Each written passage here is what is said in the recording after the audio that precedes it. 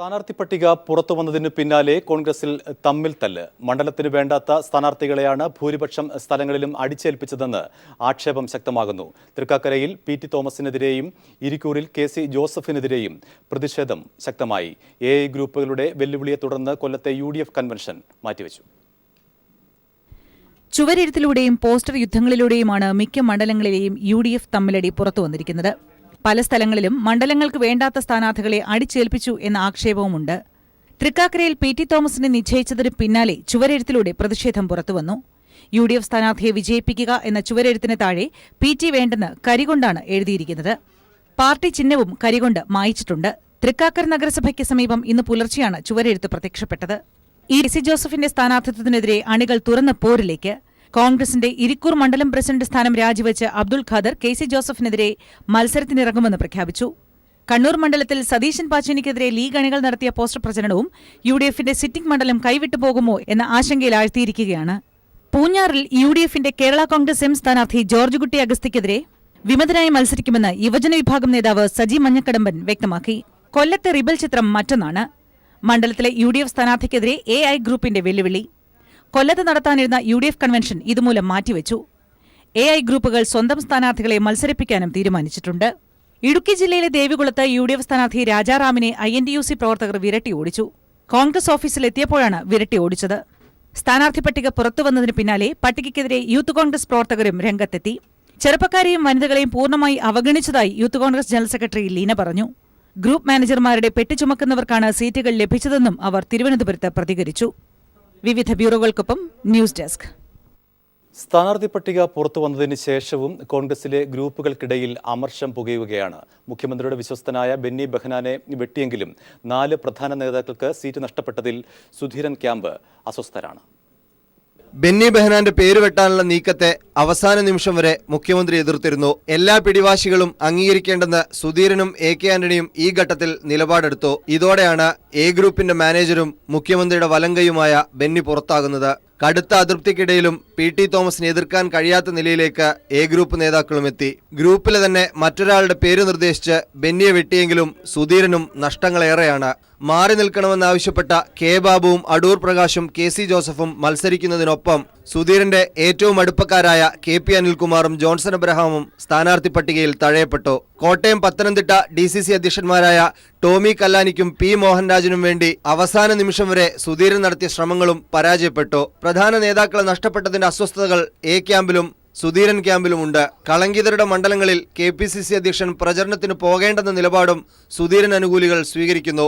ദീർഘകാല രാഷ്ട്രീയത്തിൽ ഹൈക്കമാൻഡിന് വെല്ലുവിളിച്ചുള്ള നടപടികൾ ഉമ്മൻചാണ്ടിക്ക് ദോഷം ചെയ്യുമെന്ന വിലയിരുത്തലിലാണ് I ഗ്രൂപ്പ്. തെരഞ്ഞെടുപ്പിന് ശേഷമുള്ള ഹൈക്കമാൻഡ് ഇടപെടലും ഉമ്മൻചാണ്ടി വിരുദ്ധർ പ്രതീക്ഷിക്കുന്നു. MR സജേഷ്, തിരുവനന്തപുരം. മണ്ഡലം കൺവെൻഷനോടെ മലമ്പുഴയിൽ VS അച്യുതാനന്ദന്റെ തെരഞ്ഞെടുപ്പ് പ്രചരണത്തിന് ആവേശകരമായ തുടക്കമായി. ഭൂരഹിത കേരളം വഴി ജനങ്ങളെ കബളിപ്പിച്ച UDF സർക്കാർ 2820 ഏക്കർ ഭൂമി വൻകിടക്കാർക്ക് പതിച്ചു നൽകാനാണ് ശ്രമിച്ചതെന്ന് VS അച്യുതാനന്ദൻ കുറ്റപ്പെടുത്തി. മലമ്പുഴ മണ്ഡലത്തിൽ VSന്റെ തെരഞ്ഞെടുപ്പ് പ്രചരണത്തിന് വലിയ ആവേശത്തോടെയായിരുന്നു തുടക്കം. അഴിമതി വിഷയത്തിൽ UDF സർക്കാരിനെതിരെ VS ആഞ്ഞടിച്ചു. ഇങ്ങനെ അഴിമതിയും തട്ടിപ്പും വെട്ടിപ്പും ജനവഞ്ചനയുമൊക്കെയായി കേരളത്തിന് നാണക്കേടുണ്ടാക്കിയിരിക്കുകയാണ് ഉമ്മൻചാണ്ടി സർക്കാർ. ഇതിനൊരു ശുദ്ധികലശം ആവശ്യമാണ്. LDFനെ വിജയിപ്പിച്ചുകൊണ്ട് അത് നിർവഹിക്കാൻ, ആ കലശം നിർവഹിക്കാൻ കഴിയും.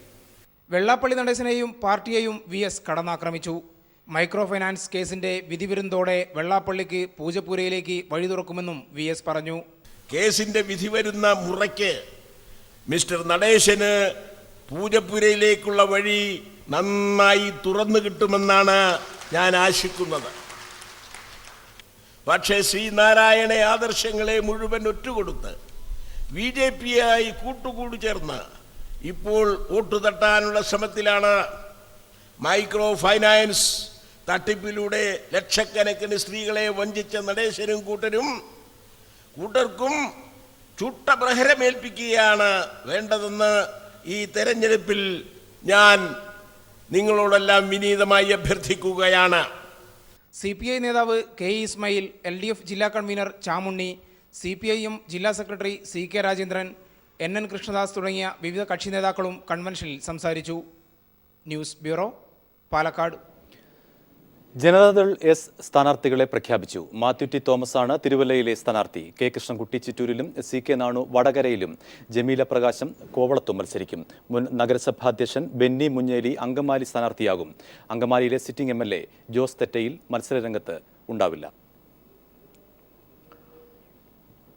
മകനോടൊപ്പം താമസിക്കാൻ പോയ തക്കം നോക്കി വോട്ടേഴ്സ് ലിസ്റ്റിൽ നിന്നും തന്റെ പേര് നീക്കം ചെയ്യാനുള്ള ശ്രമം അറിഞ്ഞ് 80 വയസ്സുകാരി താലൂക്ക് ഓഫീസിൽ കുത്തിയിരിപ്പ് സമരം നടത്തി. പേരാവൂർ മണ്ഡലത്തിലെ കോൺഗ്രസ് നേതാക്കൾ നടത്തിയ തട്ടിപ്പാണ് ഇവരുടെ സമരത്തിലൂടെ പൊളിഞ്ഞത്. ഒരാഴ്ച മകനോടൊപ്പം താമസിക്കാൻ പോയ 80 വയസ്സുകാരി ചിറമൽ നാരായണിയുടെ വോട്ട് തള്ളാനുള്ള കോൺഗ്രസ് പ്രവർത്തകന്റെ ശ്രമം പരാജയപ്പെട്ടു. പേരാവൂർ അസംബ്ലി മണ്ഡലത്തിലാണ് സംഭവം. മകനോടൊപ്പം താമസിക്കാൻ പോയ തക്കം നോക്കി കോൺഗ്രസ് നേതാവും ബൂത്ത് പ്രസിഡന്റുമായ കൂവക്കര ബാലകൃഷ്ണൻ 7ാം നമ്പർ ഫോറത്തിൽ നാരായണിക്കെതിരെ പരാതി നൽകുകയായിരുന്നു.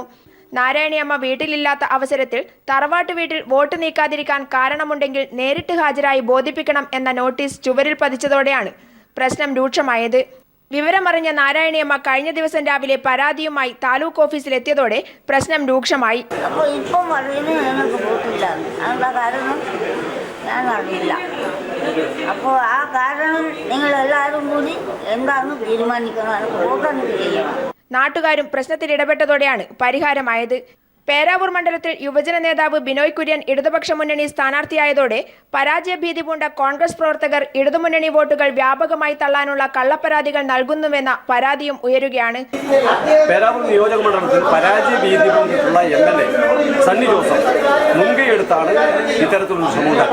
ഇത്തരത്തിൽ വ്യാജ പരാതി തന്ന് യഥാർത്ഥ വോട്ടർമാരെ വോട്ട് പട്ടികയിൽ നീക്കം ചെയ്യാൻ ശ്രമിക്കുന്ന കോൺഗ്രസ് നേതാക്കന്മാർക്കെതിരായിട്ട് കർശന നടപടിയെടുക്കണമെന്ന് ഇടതുപക്ഷ ജനാധിപത്യ മുന്നണി ആവശ്യപ്പെടുകയാണ്. കള്ളപ്പരാതി നൽകിയ കോൺഗ്രസ് നേതാവ് ബാലകൃഷ്ണനെതിരെ LDF നേതാക്കൾ തെരഞ്ഞെടുപ്പ് കമ്മീഷന് പരാതിയും നൽകി.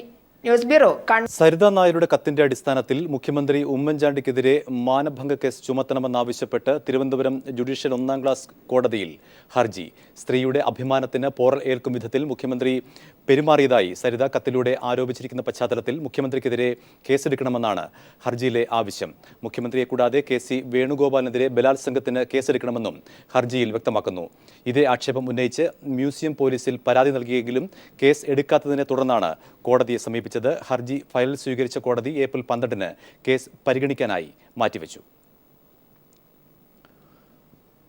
ബിജു രമേശിന്റെ രാജധാനി കെട്ടിട സമുച്ചയം പൊളിച്ചു നീക്കാൻ സർക്കാരിന് ഹൈക്കോടതിയുടെ അനുമതി. പൊളിച്ചുമാറ്റൽ നടപടികളിലേക്ക് കടക്കും മുൻപ് കൃത്യമായ സർവേ നടത്തി സർക്കാർ ഭൂമിയും ബിജു രമേശിന്റെ ഭൂമിയും തരംതിരിക്കണമെന്നും ഹൈക്കോടതി വ്യക്തമാക്കി. ഹൈക്കോടതി വിധിക്കെതിരെ അപ്പീൽ പോകുമെന്ന് ബിജു രമേശ് പറഞ്ഞു. ഓപ്പറേഷൻ അനന്തയുടെ ഭാഗമായി ഹോട്ടൽ പൊളിച്ചു നീക്കാനുള്ള കളക്ടറുടെ നടപടി സിംഗിൾ ബെഞ്ച് നേരത്തെ റദ്ദാക്കിയിരുന്നു. ഇതിനെതിരെ സർക്കാർ സമർപ്പിച്ച അപ്പീൽ അനുവദിച്ചാണ് chief justice Ashok Bhushan, justice AM Shafeeq എന്നിവരടങ്ങുന്ന ഡിവിഷൻ ബെഞ്ചിന്റെ വിധി. ഭൂസംരക്ഷണ നിയമപ്രകാരവും ഭൂമി ഏറ്റെടുക്കൽ നിയമപ്രകാരവും മാത്രമേ നടപടി സ്വീകരിക്കാവൂ എന്ന സിംഗിൾ ബെഞ്ച് വിധി നിയമാനുസൃതമല്ലെന്നും ഡിവിഷൻ ബെഞ്ച് വ്യക്തമാക്കി. ഡിസാസ്റ്റർ മാനേജ്മെന്റ് ചട്ടങ്ങൾ പ്രകാരം നടപടി സ്വീകരിക്കാൻ കളക്ടർക്ക് അധികാരമുണ്ടെന്നും കോടതി പറഞ്ഞു. പ്രധാന കെട്ടിടത്തിന് പരമാവധി നാശം കുറഞ്ഞ രീതിയിൽ മാത്രമേ കെട്ടിടം പൊളിച്ചുമാറ്റാൻ പാടുകയുള്ളൂ എന്ന് കോടതി നിർദ്ദേശിച്ചു. അതിനു മുൻപ് കൃത്യമായ സർവേ നടത്തി സർക്കാർ ഭൂമിയും ബിജു രമേശിന്റെ ഭൂമിയും തരംതിരിക്കണമെന്നും കോടതി വ്യക്തമാക്കി. ഹൈക്കോടതി വിധിക്കെതിരെ അപ്പീൽ പോകുമെന്ന് ബിജു രമേശ് പറഞ്ഞു. ഡിവിഷൻ ബെഞ്ചിനെ അധികൃതർ തെറ്റിദ്ധരിപ്പിച്ചതിനാലാണ് ഈ ഉത്തരവുണ്ടായതെന്നും ബിജു രമേശ് പറഞ്ഞു. News bureau, Kochi. കേരളത്തിലെ തെരുവുനായ് വിഷയത്തിൽ സുപ്രീം കോടതിയുടെ ഇടപെടൽ. വിഷയം പഠിച്ച് റിപ്പോർട്ട് സമർപ്പിക്കാൻ 3-അംഗ സമിതിയെ നിയോഗിച്ചു.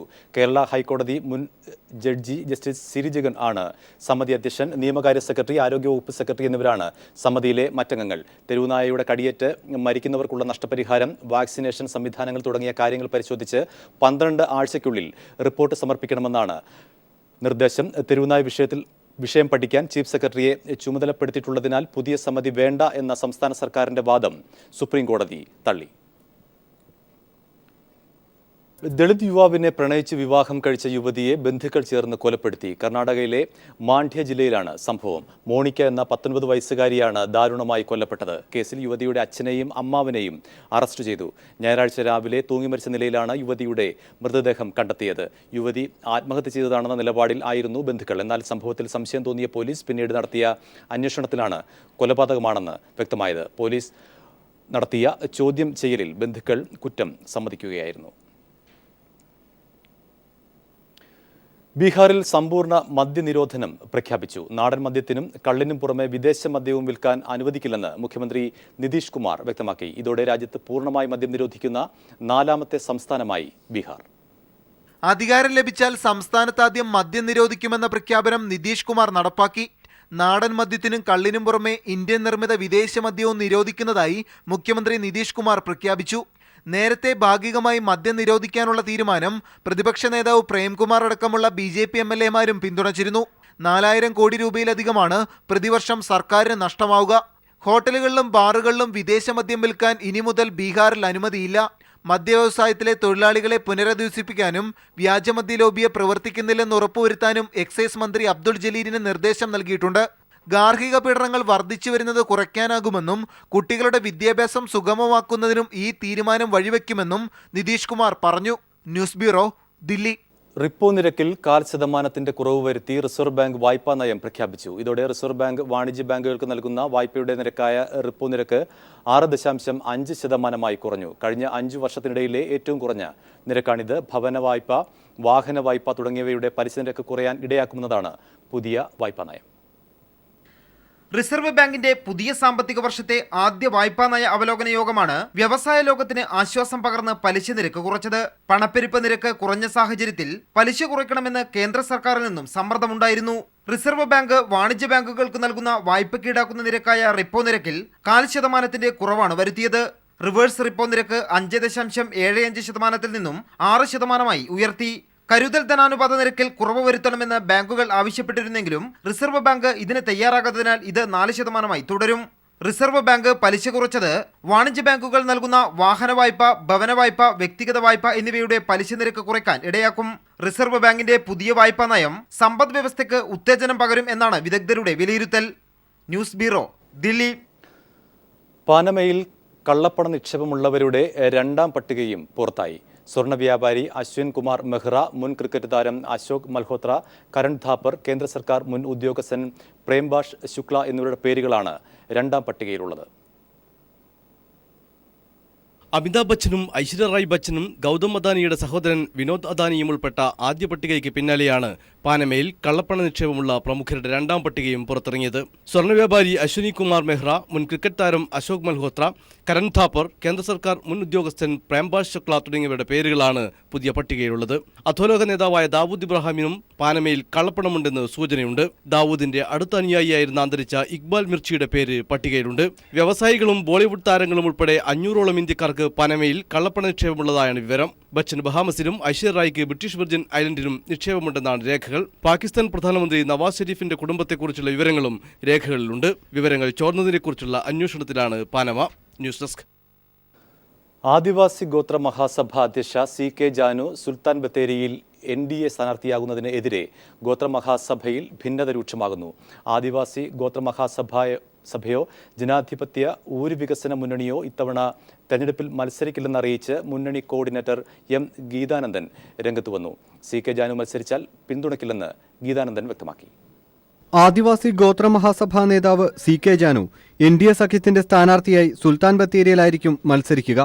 സിറ്റിംഗ് MLA കോൺഗ്രസിന്റെ IC ബാലകൃഷ്ണനാണ് ഇവിടെ UDF സ്ഥാനാർത്ഥി. LDF സ്ഥാനാർത്ഥി രുക്മിണി സുബ്രഹ്മണ്യനാണ്. ജാനുവിനെ മത്സരരംഗത്തിറക്കാൻ BJP ദിവസങ്ങൾക്ക് മുമ്പേ ശ്രമം ആരംഭിച്ചിരുന്നു. ഒരു ഘട്ടത്തിൽ BJP സ്ഥാനാർത്ഥിത്വം നിഷേധിച്ചുകൊണ്ട് ജാനു രംഗത്ത് വരികയും ചെയ്തതാണ്. ഇതിനിടെയാണ് ആദിവാസി ഗോത്രമഹാസഭയോ ജനാധിപത്യ ഊര് വികസന മുന്നണിയോ തെരഞ്ഞെടുപ്പിൽ മത്സരരംഗത്തുണ്ടാകില്ലെന്നറിയിച്ച് മുന്നണി കോർഡിനേറ്റർ M ഗീതാനന്ദൻ രംഗത്തെത്തിയത്. ഇതോടെ ഗോത്രമഹാസഭയിൽ ഭിന്നിപ്പുകൾ രൂക്ഷമായി. ജാനുവിനെ പിന്തുണയ്ക്കില്ലെന്നും NDAയുമായി സഹകരിക്കില്ലെന്നും ഗീതാനന്ദൻ വ്യക്തമാക്കി. വ്യക്തിപരമായി ഇക്കാര്യത്തിൽ ജാനു തീരുമാനമെടുത്താൽ അച്ചടക്ക നടപടി ഉണ്ടാകുമെന്ന സൂചനയും ഗീതാനന്ദൻ നൽകിയിട്ടുണ്ട്. അന്തിമ തീരുമാനം അങ്ങനെ ഒരു ക്വസ്റ്റ്യൻ വന്നാൽ ഇങ്ങനെ ഒരു വിഷയം ഇങ്ങനെ ഏറെ ഇട്ടുകൊണ്ട് ഞാൻ കമ്മിറ്റി കൂടുന്നുണ്ട്. കോട്ടയം എടുത്തിരുത്തി വെച്ച് 9 വൈകുന്നേരം ആരംഭിച്ച് 10 ക്ലോസ് ചെയ്യും. അപ്പോൾ അതിനകത്ത് തീരുമാനം പ്രഖ്യാപിക്കും. ഇരുമുന്നണികൾക്കുമൊപ്പം CK ജാനുവും കൂടെ മത്സരരംഗത്തിറങ്ങുന്നതോടെ ബത്തേരിയിൽ ശക്തമായ ത്രികോണ മത്സരത്തിനാണ് കളമൊരുങ്ങുന്നത്.